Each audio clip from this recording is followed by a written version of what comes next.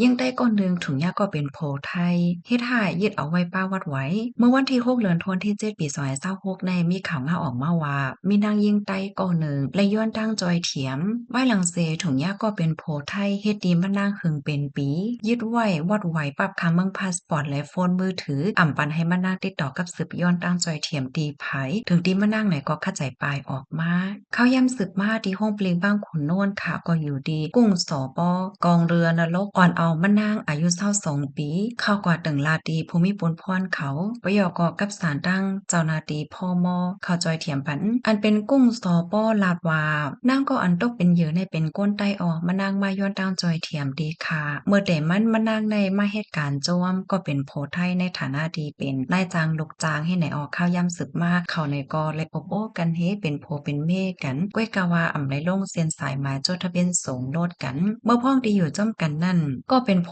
นั่นก็ยืดเอาวัดไว้ปรับคำเมืองพาสปอร์ตและโฟนมือถือโคมป้าถึงเฮ็ดดีมันนางหลอกเงินเลยเอากองเจ้าในม่านหลอกเงินป้าปยก็มีลองถ่ายคลิปวิดีโอเมื่อพ้องดีมีลองนอนจอมกันว่าเจ้าไหนสืบลาเทียงว่าข้าเขาในก็เลยมีลองกดทัดลองตั้งลายโหยอย่ามันเขาออกแล้วก็จังไรอ่อนเอามานางในมาตึงลัดดีภูมิพลพรเขาเปิดตาให้ข้องลองเพ่งเพ่งเป็นทำปันมานางย้อนก็เปว่าอำว่าได้เป็นก้นไทยหือก้นใต้ก็อำกึ่งหลีมีผู้ไหลภัยถุงยาเฮ็ดดีจึงไหนดีเต็มมันมานางไหนก็มาเหตุการณ์หากินเลี้ยงต้องป้อเฮาอำจอยเทียมไว้มานางก็หัวเดเลยกว่าเปิงอิงไผก็เปิ้นนั้นแลในฐานะที่เฮาค่ะเป็นเจ้าวานเจ้าเฮิรนตีหลีไหนก็เฮาค่ะกึ่งหลีเลยลุ่มลาดด้วยถึงปันก้นหลีก้นที่อันอำหลีนั่นก็กึ่งหลีจัดการกว่าจำหนักปักเปิงหมายมีว่าไหน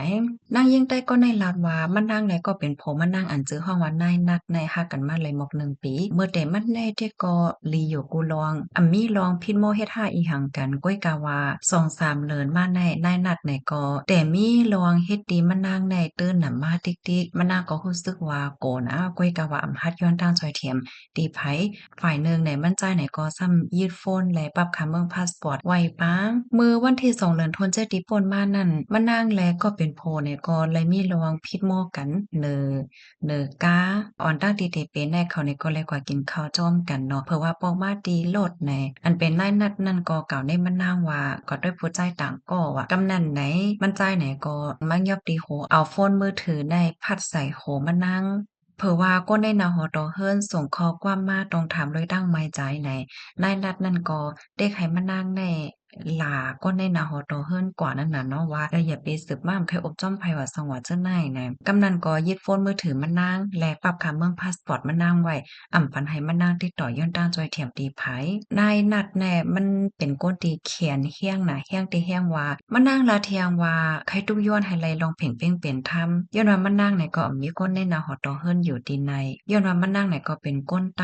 มานั่งแต่ก็ยืนยันว่าเตรียมปอกกว่าจู้ตีนายนัดนั่นขึ้นเยามานั่งถุงยาเฮ็ดให้หมอกกันนายก็เตื้อใจแห้งหนาเยาบ้วนว่าเตฮบทบยาก้นจึงไหนออกข้อมูลตอนในคลิปมาที่ห้องการข่าวมาติชนออกไว้ค่ะพี่น้องค่ะฮับถอมข่าวโหแนวหันเทินจึงหือพองหนังหือพี่น้องก้นเมืองใต้เฮาข่าวซัมปอเตจังเลยค่ะผู้จอมลองตั้งซึ่งในนั้นแคนดอใจกันสืบเปิ้นแพแช่กว่าเสกำในค่ะอ้อ